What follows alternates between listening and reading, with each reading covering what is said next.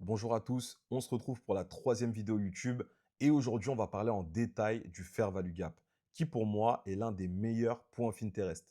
Dans cette vidéo, je vais vous expliquer en détail ce que sont les FVG que j'utilise énormément dans mon trading. Vous apprendrez à les identifier, comprendre leur rôle en analyse technique et surtout comment les utiliser pour mieux anticiper les mouvements du prix. Mais pas seulement, je vais aussi vous donner les secrets des FVG qui m'ont permis d'exploser dans mon trading. On se retrouve juste après l'intro. Sans les couverts, je vais faire rentrer tes hommes. H24 sur mon tel, mais quand tu m'appelles que ça sonne. Dans un premier temps, qu'est-ce qu'un Fair Value Gap? Je l'ai déjà expliqué dans ma première vidéo, les différents points of interest, mais je vais pouvoir le refaire vu qu'on est sur le Fair Value Gap principalement. Un Fair Value Gap, c'est quoi? Déjà, pour l'identifier, il nous faut trois bougies. Une première, une deuxième, une troisième. On peut avoir des Fair Value Gap haussiers ou des Fair Value Gap baissiers. Il nous faut un espace entre la première bougie et la troisième bougie. Un espace entre quoi? Entre les mèches. C'est-à-dire que vous avez vu sur cette bougie, on a une mèche juste là. Sur la troisième, on a la mèche juste ici. Mais les mèches ne se touchent pas, ce qui crée un espace. Et cet espace est un fair value gap. Donc, à l'inverse, si j'avais eu la mèche qui était venue juste ici, et du coup qui touche la troisième bougie, d'accord? Donc la mèche de la troisième bougie ou la bougie tout simplement, ce n'est pas un fair value gap. Quand on a cet espace, c'est un fair value gap valide. Donc toujours une première bougie, une deuxième et une troisième. Et si on a un espace entre ces bougies, en général, c'est un fair value gap. Le prix aura tendance potentiellement à revenir sur cet espace-là, le combler ou pas. Donc ça peut être comblé complètement ou pas complètement et qu'on ait une réaction. D'accord? Donc ça, c'est ce qui va nous intéresser. Pour le fair value gap baissier, ça va être la même chose. Une première bougie, une deuxième, une troisième, un espace entre la première et la troisième bougie. Et là, on voudra que le prix revienne potentiellement dans ce fair value gap et nous, on voudra chercher une vente, tout simplement. Donc voilà pour le fair value gap en général. Donc nous, notre objectif, savoir quand est-ce qu'un fair value gap va être à forte probabilité ou pas. Et on va pouvoir passer sur les différents types. Forcément, fair value gap, ce serait beaucoup trop simple si on avait seulement trois bougies, entre guillemets. Donc là, je vous ai mis les trois types de fair value gap qu'on peut retrouver la plupart du temps. Et ils ont tous une signification, mais je vais vraiment rentrer dans le détail juste après dans le secret des fair value gap. Ce que vous devez comprendre avec les fair value gap, c'est que ce n'est pas seulement trois bougies. C'est surtout la troisième bougie qui va vous indiquer la chose la plus importante par rapport au fair value gap. Donc, je vous ai mis un type 1, un type 2, un type 3. Et on va rentrer dans le détail de ces fair value gap là. Et vous allez voir que la troisième bougie raconte une histoire. Donc, fair value gap, les bases, la troisième bougie raconte une histoire. C'est ce que j'enseigne en mentorat à mes élèves. Et aujourd'hui, je vais pouvoir vous l'enseigner gratuitement, juste pour que vous ayez vraiment un maximum d'informations. On va commencer par le premier exemple, tout simplement. Ici, on a une troisième bougie, comme vous pouvez voir juste là, qui a une petite mèche et surtout un petit corps. En général, quand vous verrez ce type de fair value gap là, le prix aura tendance à combler rapidement ce fair value gap pour ensuite repartir à la hausse. Donc ça, c'est des fair value gap que j'aime beaucoup trader et qui sont assez importants pour moi. L'exemple numéro 2, la troisième bougie, comme vous pouvez voir juste ici, elle est baissière et elle a un long corps. Et limite, en fait, elle fait voilà, elle fait quasiment toute la partie de cette bougie. Je ne vais pas m'intéresser à ce genre de fair value gap là, qui pour moi est un fair value gap à faible probabilité parce que vous avez quasiment rien juste là. Ce qui nous indique potentiellement qu'on aura juste après une bougie baissière. Et ça ne va pas m'intéresser de trader ce genre de fair value gap là. Donc là, je vais déjà pouvoir trier grâce à la troisième bougie. Pour le troisième exemple, on a une troisième bougie avec une longue mèche. Donc, c'était le type 3 que je vous ai montré juste avant. Ce FVG ne sera pas comblé rapidement. Pourquoi?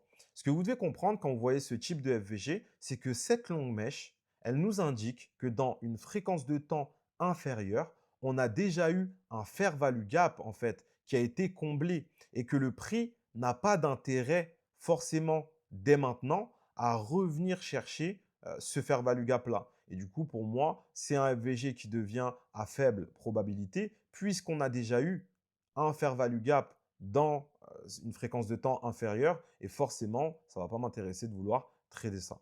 On termine avec le quatrième et le cinquième exemple. Donc, quatrième exemple, la troisième bougie, elle est comment? Elle est grande.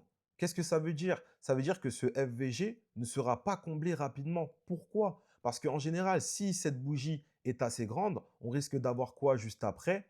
Une nouvelle bougie qui va nous créer un nouveau FVG. Et forcément, si on a un nouveau FVG qui se crée par la suite, ça voudra dire que on aura ce nouveau FVG-là qui sera prioritaire à celui-là. Parce que vous devez voir quoi? Le marché, comme une voiture, qui, quand il se déplace, utilise de l'essence. À partir du moment où voilà, le marché s'est déplacé, il a utilisé de l'essence, sa liquidité, on va dire sa station d'essence la plus proche, bah, ce sera ce FVG-là. Donc, il aura plus d'intérêt à revenir dans ce FVG pour repartir plutôt que de revenir ici directement. D'accord? Donc, ça, c'est une notion assez importante pour cet exemple-là. Et du coup, bah, ça vous indique pas mal de choses. Le dernier exemple, c'est aussi un FVG que j'aime trader. La troisième bougie baissière, donc déjà, elle est baissière et elle est petite. On a aussi petite mèche, petit corps. En général, ça, c'est un FVG à très haute probabilité et il sera comblé rapidement. Parce que du coup, cette bougie m'indique que le prix a envie très rapidement de venir recombler en fait ce FVG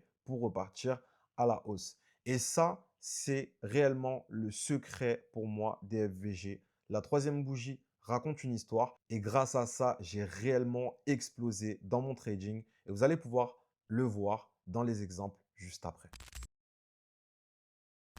On se retrouve sur le graphique du Bitcoin en 4 heures et je vais pouvoir passer avec vous en revue quelques exemples. Donc, bien évidemment que pour utiliser des fair value gap, vous devez être dans le sens du marché et il y a des contextes à prendre en compte. Vous ne pouvez pas juste prendre un FVG et vous dire « Ok, ce FVG va fonctionner ». Bien évidemment, dans la plupart des cas, ça ne fonctionne pas comme ça. C'est du trading, c'est quand même quelque chose de compliqué. Mais on va pouvoir simplifier toutes ces choses et juste en regardant la troisième bougie, vous allez voir que ça va devenir beaucoup plus simple pour vous d'utiliser les fair value gap. On va commencer par cette espèce de tendance baissière qu'on voit juste ici. Donc, vous voyez qu'ici, on a un fair value gap, d'accord? Je vais tous les mettre et puis après, on observera ensemble. Voilà, on observera ensemble pourquoi ils ont fonctionné, pourquoi ils n'ont pas forcément fonctionné. Est-ce que ça aurait été intéressant de trader ce fair value gap ou pas, et ainsi de suite. Bien évidemment, je vais essayer de rajouter un petit peu de contexte parce que sinon, ça risque d'être un peu compliqué. Donc voilà. Donc je vais prendre déjà juste tout ce qu'on a ici, donc tous ces fair value gap, d'accord?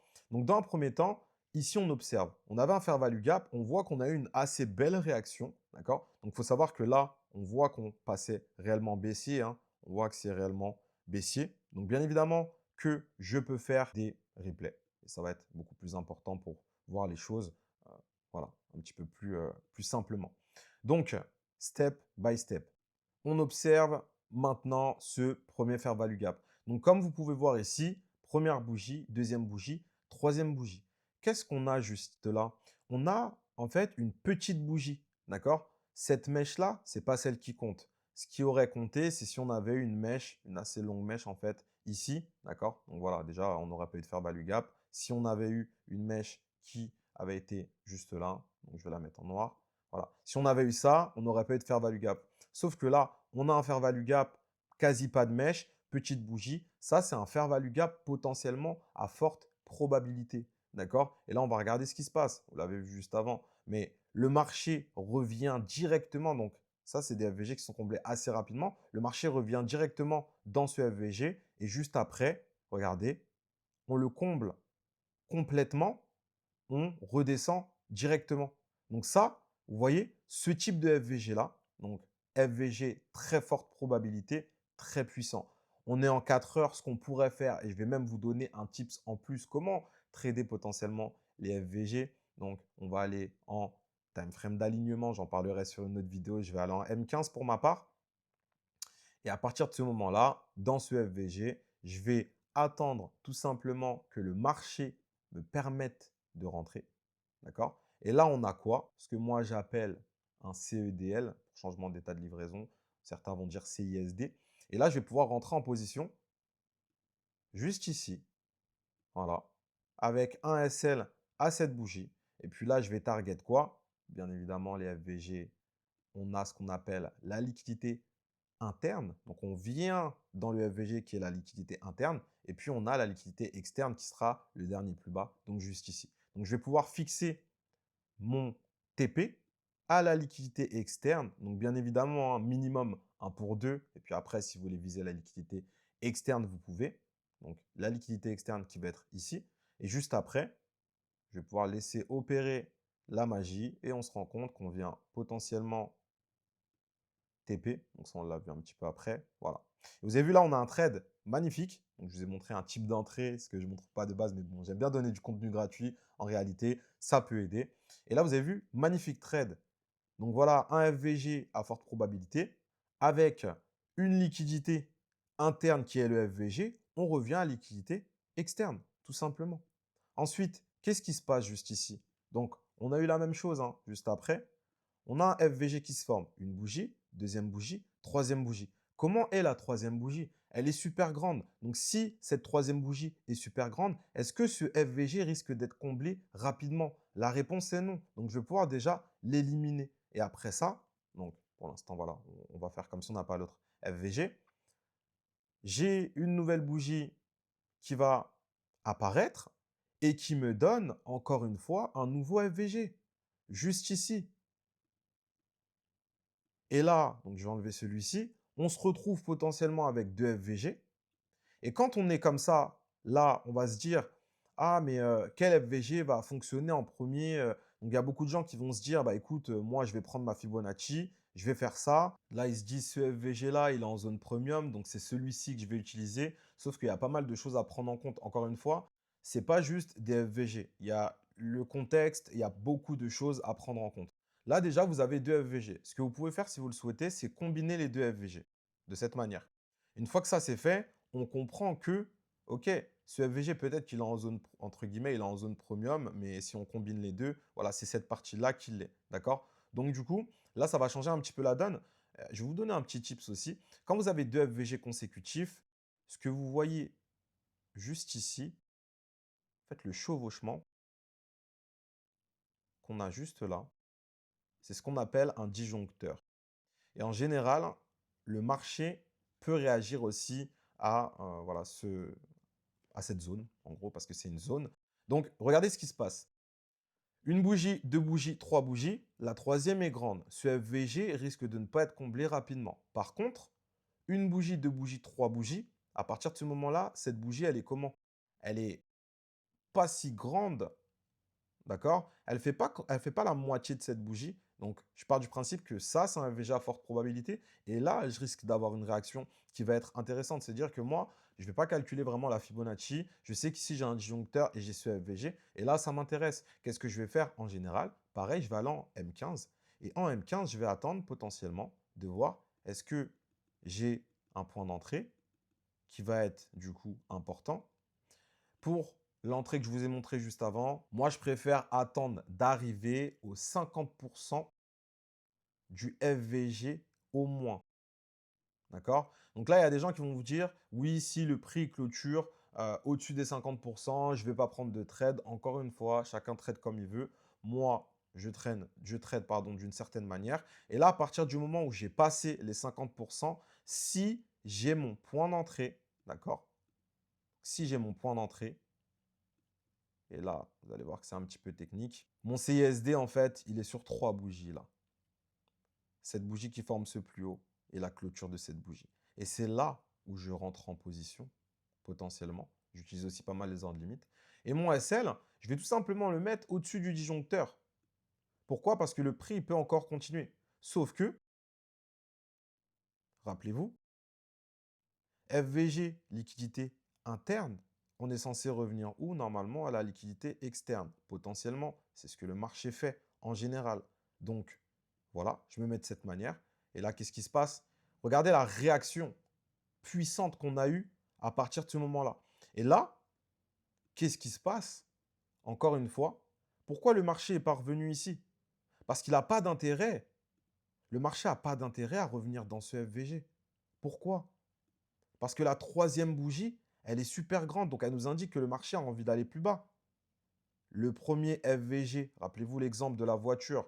Voilà, le marché, il est descendu jusque-là. Où est la station essence la plus proche? Elle est ici dans ce FVG. On rentre dans ce FVG, on ressort liquidité externe. D'accord? Et c'est tout le temps, enfin, la plupart du temps, c'est comme ça. On refait la même chose ici. Regardez, qu'est-ce qu'on a après? Donc, je vais enlever tout ça. Donc, super important. On a encore un FVG qui se crée là. Est-ce que ce FVG va être un FVG intéressant pour moi? Potentiellement. Mais ce qu'il faut regarder, c'est la troisième bougie. Donc là, vous avez vu, on avait un mini FVG. Donc ça, je ne vais pas le calculer. Donc là, on a une bougie, deux bougies, trois bougies. La troisième bougie, elle est comment? Elle a une longue mèche. Qu'est-ce que ça veut dire? Ça veut dire que dans une petite fréquence de temps, ici, on avait un FVG. On a un FVG qui s'est fait combler ici. D'accord? Donc, je vais aller en 1 heure. Je ne vois pas forcément quelque chose. Je vais aller en M30. Ça devient déjà plus intéressant. Je vais aller en M15. Ça devient encore plus intéressant. Regardez, je passe du M30 ici. Donc ça, c'est notre premier FVG que j'ai mis. Et là, je vais vous montrer le FVG. Vous voyez qui est dépassé en M30 entre guillemets. D'accord? Je vais aller en M15 et je vais l'affiner. C'est-à-dire que vous avez vu ici, voilà le FVG en M30 que j'affine en M15. Et qu'est-ce qui se passe ici? Qu'est-ce qu'on a? Encore et toujours, hein, vous allez le voir. FVG, liquidité interne. Le marché fait quoi? Revient à la liquidité externe. Et en fait, ici, vous aviez potentiellement un trade dans une petite unité de temps. Donc, c'est le FVG M30 en réalité, d'accord, qui a donné réellement le go. Et moi, je l'affine en M15. Mais là, c'est pour vous montrer que quand je suis en H4 et que j'observe cette longue mèche, parce que je n'ai pas été dans les unités inférieures, mais en réalité, ici, on a déjà eu un FVG qui a été comblé. D'où le mouvement, d'où cette chute. Vous avez vu? Et là, on aurait pu avoir un trade. Pourquoi? Parce que vu qu'il y a une longue mèche ici, dans la petite unité de temps, il y a un FVG qui a été comblé et il y a une opportunité. Quand le marché revient sur ce FVG par la suite, juste ici, je ne dis pas qu'il ne va pas fonctionner, mais ce FVG n'a pas été comblé directement. Vous avez vu, le prix il est descendu, puis après, on revient dans ce FVG. Là, il y a potentiellement une opportunité parce qu'encore une fois, il y a des petites choses que je vais vous rajouter ici. C'est vraiment voilà, du contenu full gratuit. On a un plus bas qui a été cassé. Donc, on a potentiellement en fait un breaker block juste ici. Donc, c'est une zone. D'accord? Donc ça peut indiquer que ce FVG est aussi à forte probabilité. Plus, je vous rajoute quelque chose, et ça, c'est des choses que j'apprends en mentorat à mes élèves. On a une incitation ici. Donc, c'est quoi une incitation? C'est quoi un inducement? C'est pas mal de choses qui vous permettent aussi de savoir est-ce que ce FVG va fonctionner. Et à partir de ce moment-là, je sais que ce FVG est un FVG à forte probabilité. Maintenant, je peux faire quoi? Je peux aller dans mon M15, encore une fois, et aller voir est-ce que je vais avoir une opportunité. Donc voilà, on rentre, encore une fois, hein, moi j'aime bien les 50% des FVG. Je vous donne aussi un tips. Quand vous voyez que le marché vous fait une très forte impulsion dans un FVG, la plupart des gens ont peur, mais c'est positif. Ça veut dire quoi? Ça veut dire que là, on est en train de vous créer des fair value gap pendant cette montée dans les petites unités de temps. Regardez, je vais en M15, qu'est-ce qui se passe? Fair value gap, fair value gap. Et ça, c'est de la manipulation. C'est-à-dire que quand moi, le prix il arrive très fort juste ici, donc je vais attendre potentiellement d'avoir une opportunité. Donc là, j'ai mon CEDL. Donc encore une fois, j'ai une méthode d'entrée spécifique, hein. Je vais rentrer de cette manière. Encore une fois, je retourne dans mon 4 heures. Je suis censé aller à la liquidité externe normalement, puisque la liquidité interne, elle est ici. La liquidité externe, elle est où? Elle est à ce plus bas. Donc qu'est-ce que je vais faire? Je vais placer mon trade, liquidité externe. Tous les gens qui ont pensé, qui ont vu cette bougie très forte rentrer dans le FVG, qu'est-ce qu'ils font? Regardez, c'est super simple. Pendant toute cette montée, qu'est-ce qu'on a eu? On a eu des fair value gap, juste ici. fair value gap, fair value gap, encore ici, fair value gap, encore ici. Donc, tous les gens qui pensent, encore une fois, hein, on est dans un FVGH4, ça c'est du M15, donc ça ne va pas fonctionner. Quand moi je rentre ici en vente, tous ces gens pensent que le prix va rebondir sur ces fair value gap. Et regardez, on a des réactions. C'est ce qui se passe. C'est ce qui se passe. Sauf qu'en réalité, tout ça, ça ne va pas tenir. Et ça aide le prix à aller plus bas. Et au final, on a encore une fois une réaction assez forte. Et on va chercher, bon, là, ça n'a pas été le cas, à tout petit peu, la liquidité externe. Donc là, encore une fois, hein, c'est un cas spécifique. Peut-être qu'il y a eu des choses qui ont fait que, mais vous avez vu que on descend, on descend. Donc là, on n'est pas venu chercher la liquidité externe. En réalité, on s'en fout parce que nous, on est en train de faire quoi? Encore une fois, c'est du live, hein, ce que je vous fais. C'est vraiment, je vais sur le graphique, je vous montre. Moi, je vise mon minimum. En général, je suis sur du 1, 2, 1, 3. D'accord? Et après, c'est du, voilà, clôture partielle. Peut-être que là, voilà, on n'est pas venu chercher la liquidité externe. C'est pas grave. C'est pas grave. Il n'y a pas de problème. Et encore une fois, je vous montre.